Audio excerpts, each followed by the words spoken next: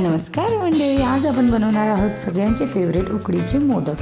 तर कढईमध्ये मी 1 चमचा तूप घातलं, 1 वाटी ओल्या नारळाचं कीस, 1 वाटी गूळ आणि त्यात घातले थोडे काजू बदाम, जायफळ किसून घातलं आणि मिश्रण घट्ट होईपर्यंत शिजवलं आणि थंड होण्यासाठी ठेवून घेतलं।